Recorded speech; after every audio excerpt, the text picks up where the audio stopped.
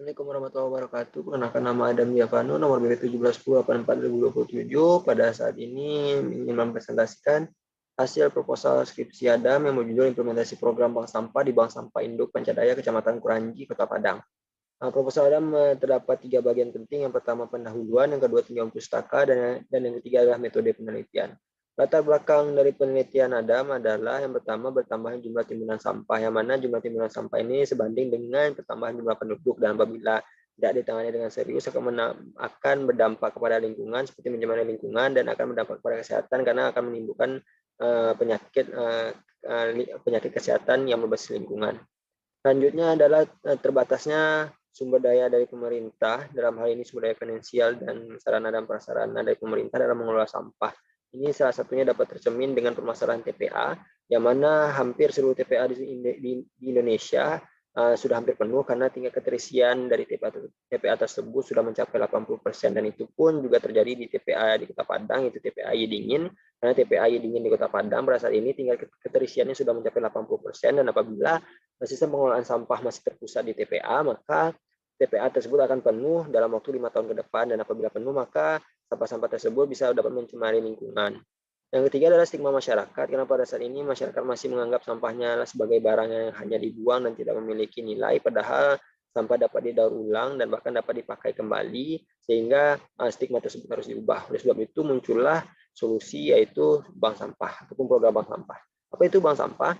Bank sampah adalah program yang terintegrasi dengan gerakan 3R, reduce, reuse, dan recycle, dan di mana kegiatan-kegiatannya berbentuk seperti penyetoran sampah, penimbangan sampah, pencatatan jumlah sampah yang kemudian dikonversikan ke dalam bentuk uang, dan pemberdayaan pengelolaan sampah.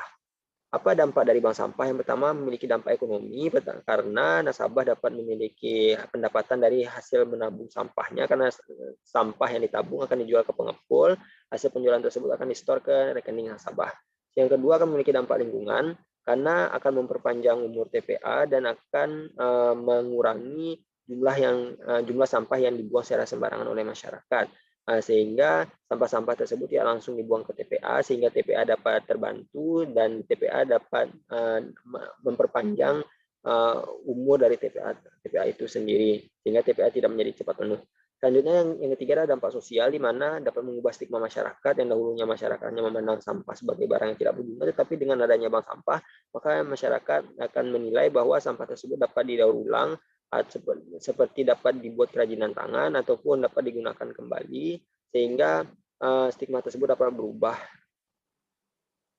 Selanjutnya adalah permasalahan bank sampah di Kota Padang. Mengapa di Kota Padang? Karena pertama, Kota Padang merupakan kota yang paling banyak menerima penghargaan Adipura dalam kategori kota besar, dan Kota Padang merupakan kota yang memiliki jumlah bank sampah terbesar di Sumatera Barat.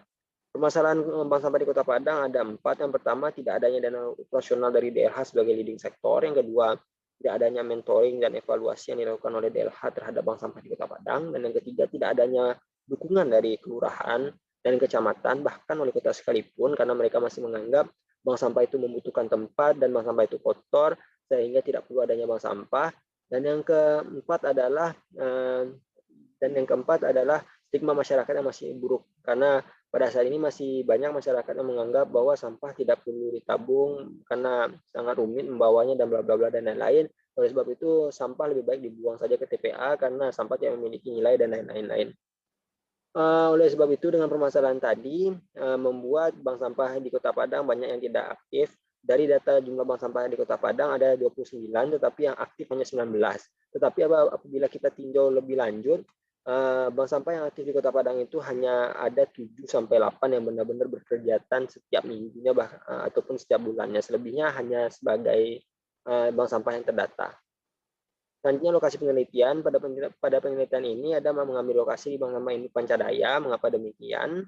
Pertama, Bank Sampah Induk Pancadaya merupakan bank sampah induk paling aktif. Yang kedua, Bank Sampah Induk Pancadaya merupakan bank sampah yang paling memenuhi standar konstruksi bangunan dari Peraturan Menteri Lingkungan Hidup Nomor 13 Tahun 2012. Dan yang ketiga, Bank Sampah Induk Pancadaya merupakan satu-satunya bank sampah di Kota Padang yang memiliki bank sampah unit ataupun bank sampah replikasi. Dan yang keempat, Bank Sampah Induk Pancadaya merupakan bank sampah induk dari Kecamatan Kuranji, karena mereka tadi memiliki bank sampah unit yang tersebar di seluruh kelurahan di Kecamatan Kuranji. Oleh sebab itu secara tidak langsung bank sampah induk Pancadaya ditunjuk oleh Kecamatan Kuranji sebagai bank sampah induk Kecamatan Kuranji. Selanjutnya yang kelima, bank sampah induk Pancadaya mampu memiliki nasabah sebesar 613 nasabah dalam waktu 3 tahun kurang, dan mampu mengelola sampah sebesar 3 ton dalam waktu 1 bulan. Dalam artian kata, dalam 10 hari mereka dapat mengumpulkan 1 ton sampah dan memiliki omset bulanan mencapai 4-5 juta. Oleh sebab itu, itulah alasan Anda mengapa memilih Bank Sampah Induk Pancadaya. Selanjutnya adalah urgensi penelitian. Dikarenakan banyaknya permasalahan bank sampah di Kota Padang yang ujung-ujungnya akan membuat bank sampah menjadi pasif, tetapi justru kebalikannya di Bank Sampah Induk Pancadaya, biarpun terdapat banyak masalah, tetapi Bank Sampah Induk Pancadaya tetap dapat beroperasi dan bahkan mencapai tingkat prestasi ataupun mendapatkan pencapaian-pencapaian. Oleh sebab itu, urgensi penelitiannya adalah diharapkan kita dapat melihat bagaimana implementasi Bank Sampah Pancadaya di tengah keterbatasan ataupun permasalahan tadi, bagaimana Bank Sampah Induk Pancadaya tersebut dapat terimplementasi ataupun dapat meraih prestasi-prestasi tersebut, dan harapan lainnya adalah bisa menjadi masukan bagi DLH ataupun bank sampah lainnya di Kota Padang agar dapat meniru ataupun mencari tips and tricks dari Bank Sampah Induk Pancadaya dalam menerapkan programnya di tengah permasalahan-permasalahan bank sampah di Kota Padang.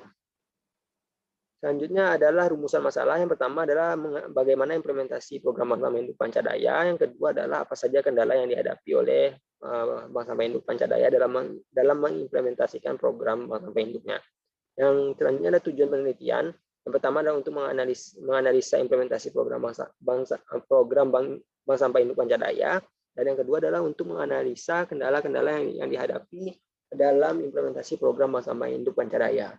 Selanjutnya adalah manfaat teoritis, diharapkan sebagai sumbangan ataupun buah pemikiran bagi perkembangan ilmu administrasi, khususnya di bidang implementasi program, khususnya lagi bidang implementasi program kebijakan bank sampah. Selanjutnya adalah manfaat praktis, diharapkan menjadi buah pemikiran bagi pemerintah Kota Padang, terutama DLH, untuk mengoptimalkan implementasi program bank sampah yang berkaca dari implementasi program bank sampah Induk Pancadaya. Selanjutnya adalah studi relevan. Ini contoh dari studi relevan Adam yang ada memiliki beberapa. Yang pertama dari Dita Pratiwi yang meneliti tentang program bank sampah di Kecamatan Medan Denai, Kota Medan, dan Lulu Ardian Moko yang meneliti tentang gerakan 1000 bank sampah di Kota Tangerang. Perbedaannya dengan penelitian Adam adalah di Kota Medan maupun di Kota Tangerang itu memiliki PT bank sampah, sedangkan di Kota Padang tidak, dan teori mereka pun berbeda.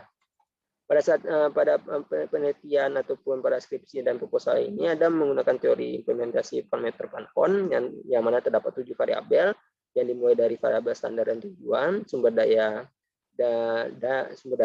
aktivitas implementasi dan komunikasi antar organisasi, karakteristik dari agen pelaksana, kondisi ekonomi, sosial dan politik, disposisi, dan kinerja kebijakan publik. Ini skema pemikiran Adam yang dimulai dari permasalahan pengelolaan sampah yang masih terpusat di TPA dan stigma masyarakat yang masih buruk, yang ujung-ujungnya pemerintah pusat mengeluarkan PP dan undang-undang, yang kemudian undang-undang dan PP tersebut ditindaklanjuti dengan keluarnya peraturan Menteri Lingkungan Hidup tentang bank sampah sebagai bukti konkret tindak lanjut dari undang-undang dan PP tersebut. Selanjutnya dengan adanya PP dan Permen dan undang-undang tersebut, pemerintah Kota Padang membuat Perwako dan Perda tentang pengelolaan sampah maupun tentang kebijakan strategis pengelolaan sampah yang kemudian ditindaklanjuti oleh Camat Kuranji dengan mengeluarkan SK Camat Kuranji tentang pendirian dan kegiatan Bank Sampah Induk Pancadaya. Dengan keluar SK tersebut, maka ada ingin meneliti program bank sampah Induk Pancadaya dengan teori Van Horn.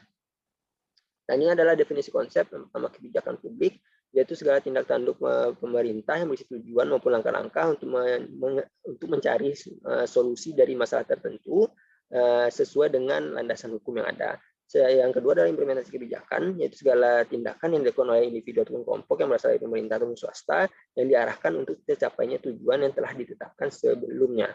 Yang ketiga adalah program, yaitu kumpulan proyek-proyek yang berhubungan yang telah dirancang untuk melaksanakan kegiatan-kegiatan yang harmonis dan terintegrasi untuk mencapai tujuan-tujuan yang telah ditetapkan sebelumnya.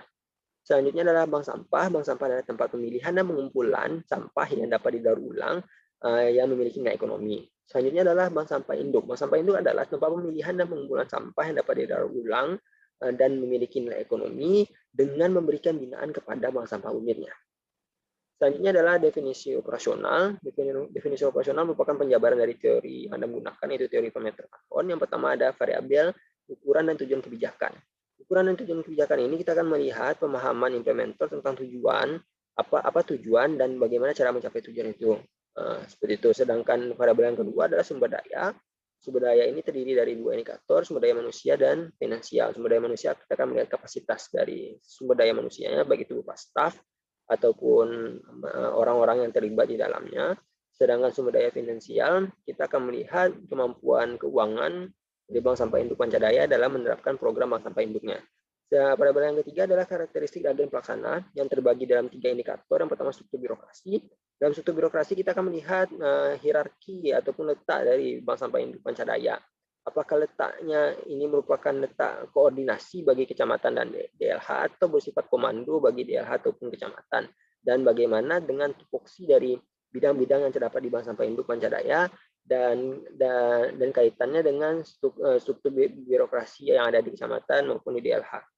Sedangkan norma-norma, kita akan melihat bagaimana nilai-nilai yang terkandung dalam implementor, yang mana nilai-nilai ini dapat menghambat ataupun mendukung seperti itu.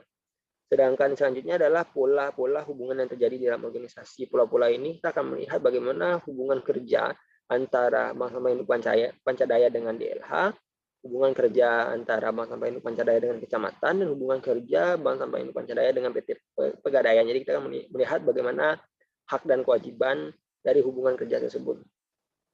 Selanjutnya adalah komunikasi antar organisasi dan penyelenggara kegiatan. Indikatornya terbagi dua, yaitu komunikasi dan koordinasi. Komunikasi kita akan melihat bagaimana komunikasi yang terbentuk dan jenis apa yang terbentuk. Apakah komunikasi informal yang bersifat motivasi atau membangun, atau komunikasi formal yang bersifat perintah, arahan, ataupun peraturan dan lain-lain. Dengan koordinasi kita akan melihat bagaimana cara dari DLH ataupun Kecamatan Kuranji dalam melakukan koordinasinya dengan Bank Sampah Induk Pancadaya. Apakah koordinasi dilakukan dengan cara rapat rutin seperti rapat mingguan, bulanan atau tahunan, atau dapat dilakukan tiap hari menggunakan media online ataupun media sosial. Jadi kita akan melihat itu. Selanjutnya adalah sikap dan kecenderungan para pelaksana. Indikatornya ada dua, respon implementer terhadap kebijakan. Apakah implementer itu setuju dengan adanya program ini atau justru menolak adanya program Bank Sampah Induk Pancadaya. Sedangkan pemahaman dan kemampuan implementer dalam mengimplementasikan kebijakan, kita akan melihat pemahaman implementer dalam program Bank Sampah Induk Pancadaya. Kita akan melihat pemahaman implementer seperti apa saja kegiatan Bank Sampah Induk Pancadaya, apa saja bentuk-bentuk konkretnya. Jadi kita akan menanyakan hal-hal teknis yang bersifat kegiatan dari program Bank Sampah Induk Pancadaya ataupun program itu sendiri. Selanjutnya adalah kondisi sosial, ekonomi, dan politik. Indikatornya ada 3, kondisi sosial, yang mana kita akan melihat stigma ataupun pandangan masyarakat terhadap program ini, apakah menolak atau mendukung.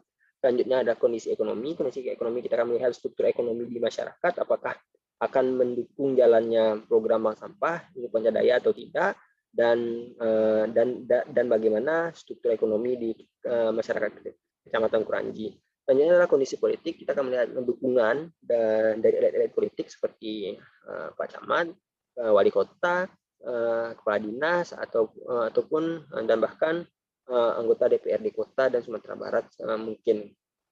Selanjutnya adalah indikator ketujuh adalah kinerja kebijakan. Jadi kita akan melihat dari ke-6 variabel tadi apakah lebih banyak terjalani atau tidak. Kalau lebih banyak terjalani, maka dapat kita simpulkan bahwa implementasi program Bank Sampah Induk Pancadaya terimplementasi dengan baik, tetapi apabila lebih banyak